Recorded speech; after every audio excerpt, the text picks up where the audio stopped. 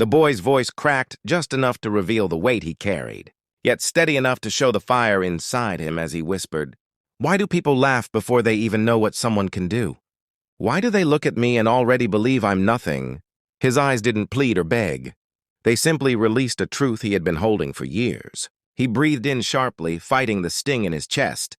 "One day, someone will regret underestimating me." His words weren't loud, but they were sharp enough to slice through the noisy afternoon air, and for the first time in a long time, someone actually paused to hear him.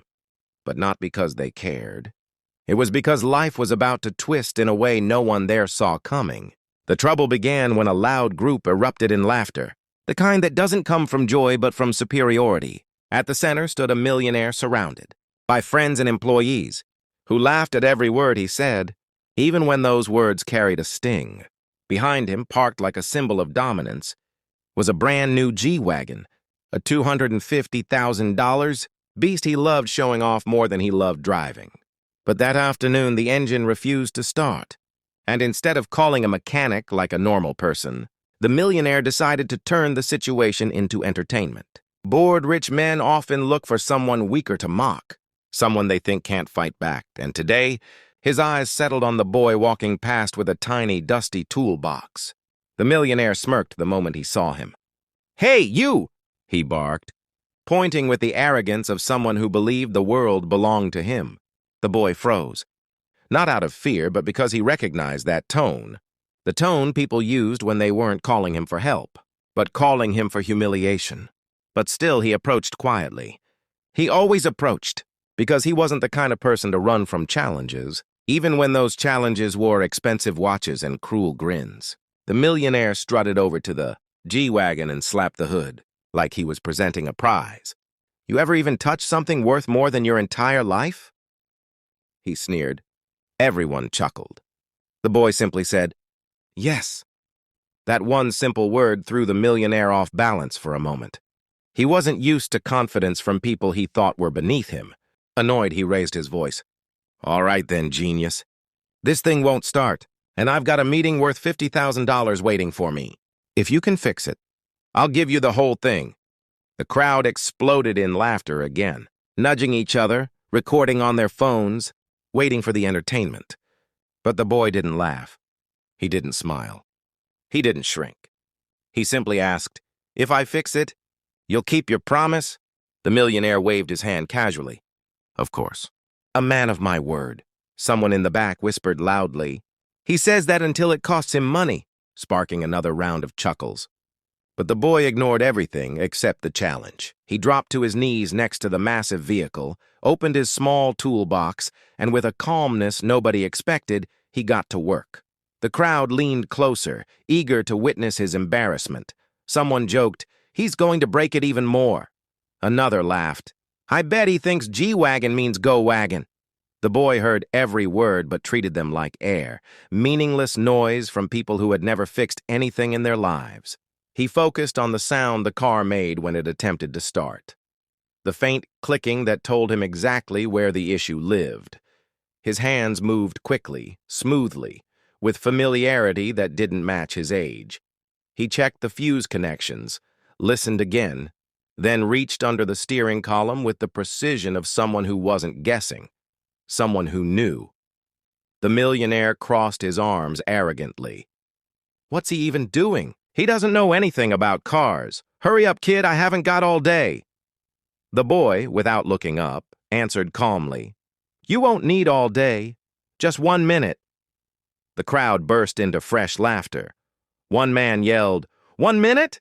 He can't fix a bicycle in 1 minute." Another added, "Watch him embarrass himself."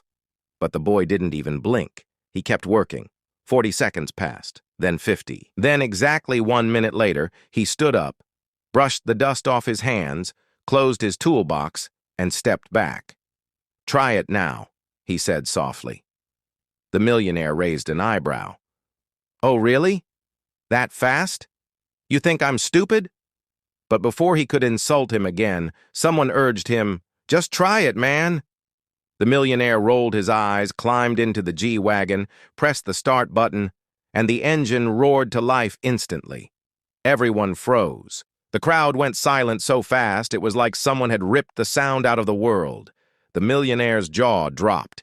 He stared at the dashboard, then at the boy, then back at the dashboard. He pressed the button off, then on again, again. Perfect start. Smooth, loud, powerful, flawless. And for the first time that day, the millionaire wasn't laughing. He was pale. His mouth hung open, disbelief flooding his face. How? How did you? He stammered.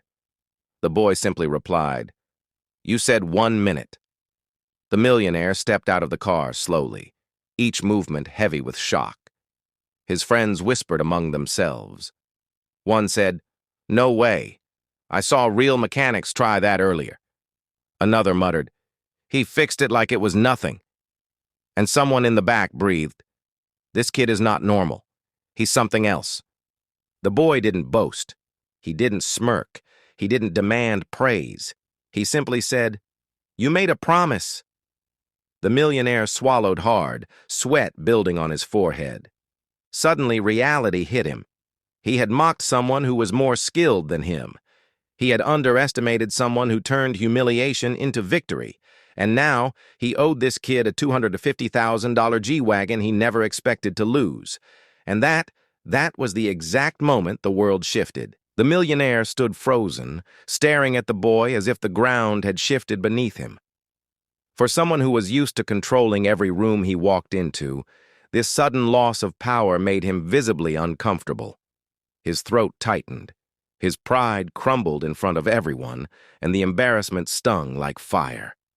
People whispered, cameras recorded, and the silence carried its own kind of judgment. The boy simply stood there waiting, not with arrogance or entitlement, but with a calmness that made the millionaire's panic feel even louder.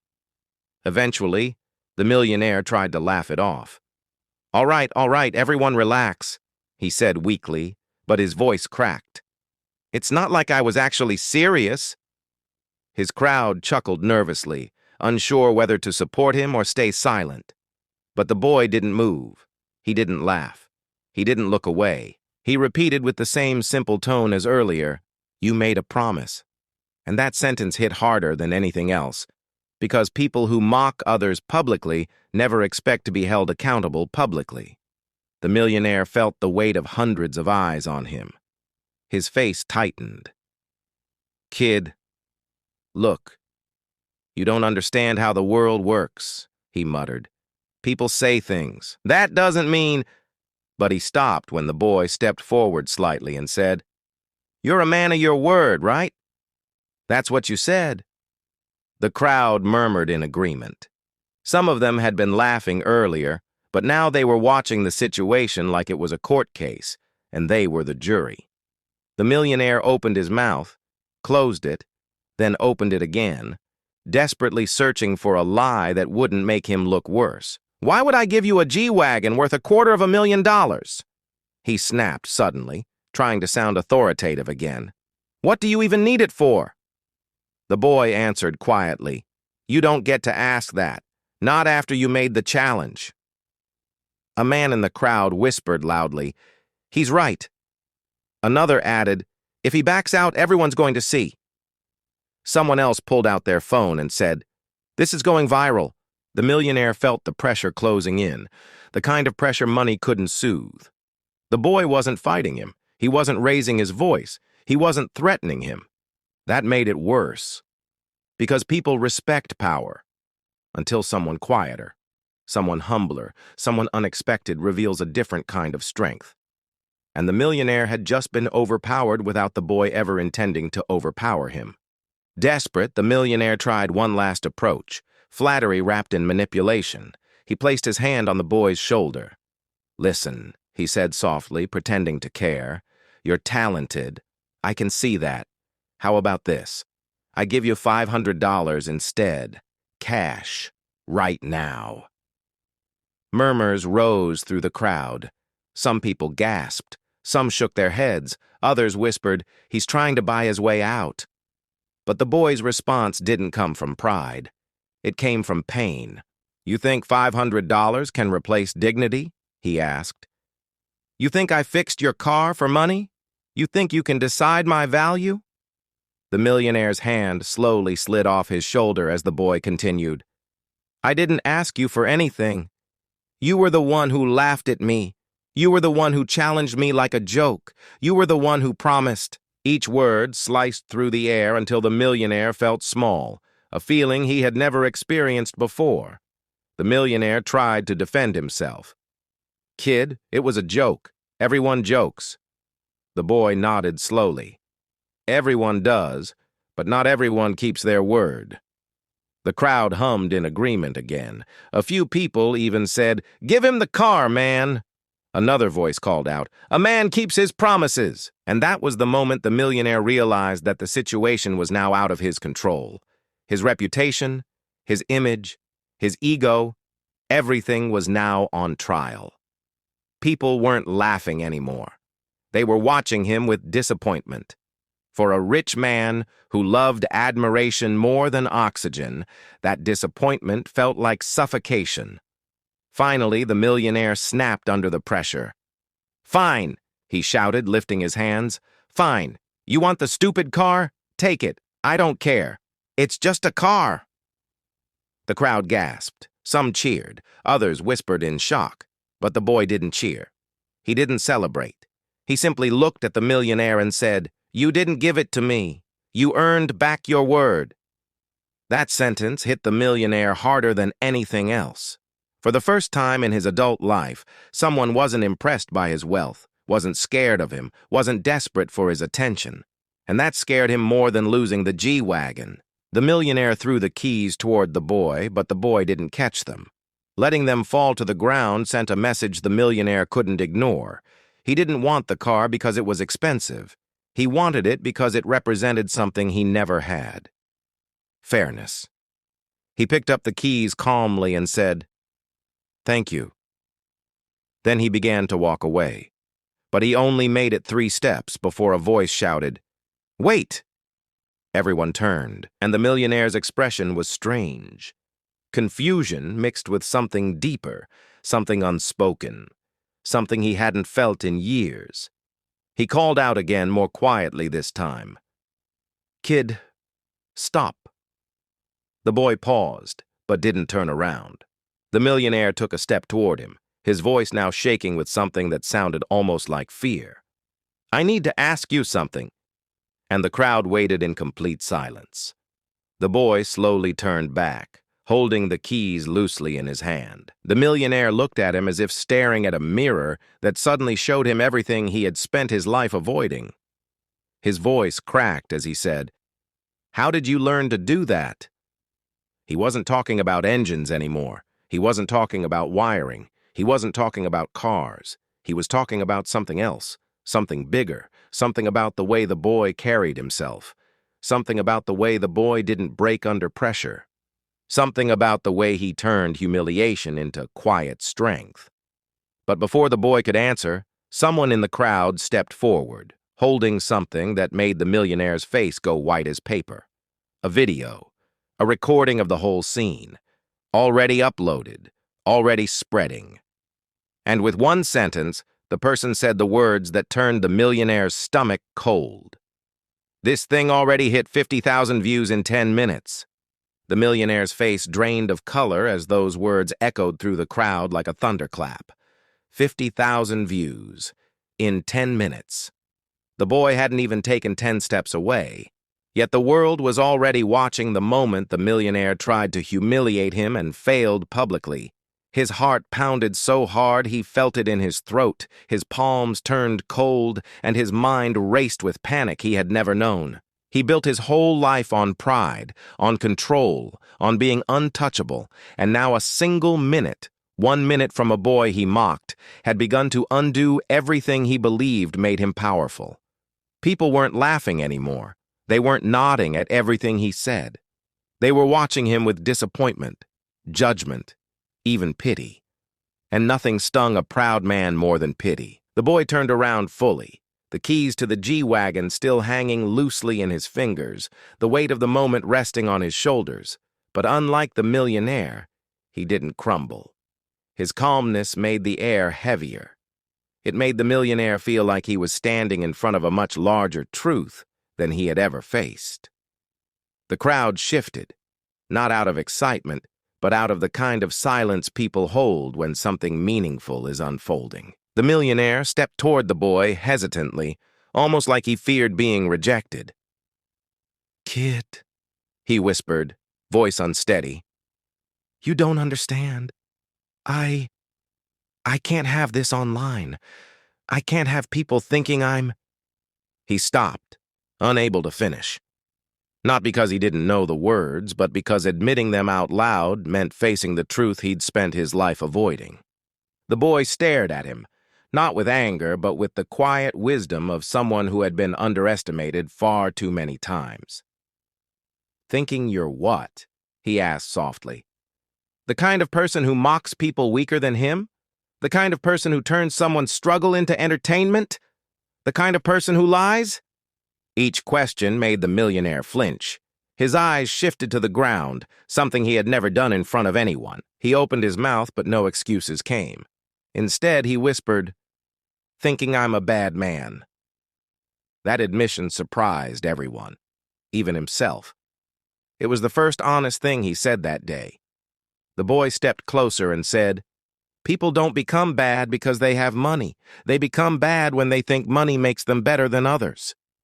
The crowd murmured quietly, the weight of those words settling deep. The millionaire swallowed hard, feeling something unfamiliar, shame mixed with awakening.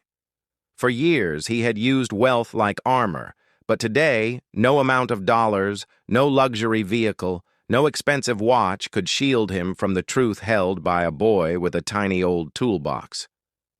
"I didn't want to embarrass you," the boy continued. "You did that to yourself. All I did was fix what you asked me to fix." The millionaire blinked, confused. "Fix? The car?" he asked. The boy shook his head gently. "No, your word." Something broke inside the millionaire right then. Something heavy, something arrogant, something he didn't even realize was weighing him down. His voice trembled as he asked again, "How did you learn all this? Not the car. You."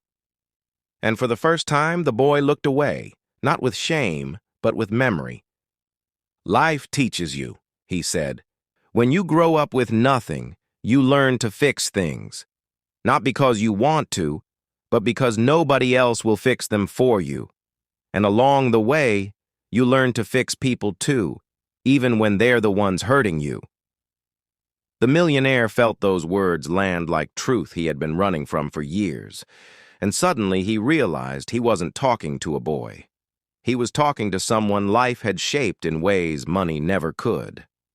The crowd watched as the millionaire's posture changed. Not the confident, arrogant stance he always had, but something softer, human, vulnerable. He took a deep breath, stepped forward, and said something nobody expected. "Can you teach me?" The crowd gasped. The boy lifted his head slowly. "Teach you what?" The millionaire swallowed. "How to be better." That sentence didn't come from pride. It came from the collapse of it. People stared, stunned at the shift. But the boy didn't gloat. He didn't smile with victory. He simply said, "Start by meaning your promises." The millionaire nodded slowly. "Then the G-Wagon is yours. Not because I promised it when I was mocking you, but because I owe you more than I realized." The boy looked down at the keys and then at the millionaire. "I don't need your car to feel valuable," he said, "but I'll accept it because it means you finally kept your word." And with that, the crowd clapped. Not for the boy alone, not for the millionaire alone, but for the moment two lives touched in a way neither expected. The millionaire wiped his eyes discreetly, something he never thought he'd do in front of strangers. He whispered, "Thank you for embarrassing me into becoming a man." The boy shook his head. "Life embarrassed you," he replied. "I just fixed what was broken." As the boy walked toward the G-Wagon, someone in the crowd said, "This is going to hit 1 million views." Someone else whispered, "He deserves every good thing coming." and the millionaire stood quietly, watching a lesson he never asked for but desperately needed unfold right before his eyes. And then came the closing truth, the one that rested in the boy's heart, and now echoed across the crowd like a message meant for every person watching, both in the moment and online. You never know who you're underestimating. Sometimes the person you laugh at today is the one who teaches you the greatest lesson tomorrow. In real life, it happens all the time. The coworker everyone ignores becomes the one who saves the entire project. The student everybody mocks ends up winning awards the others never dream of. The quiet person no one notices turns out to be the strongest one in the room. Life is full of people who look small until the moment their brilliance is finally allowed to shine. And the boy's final line, the one the world would remember, was simple. Never judge someone by what they lack. Judge them by what they can do. Thank you for watching this story. If you enjoyed it, don't forget to subscribe to Black Saga, drop a comment, like the video, and share it with someone who needs this message. Tell us which scene or character you like the most and where you're watching from.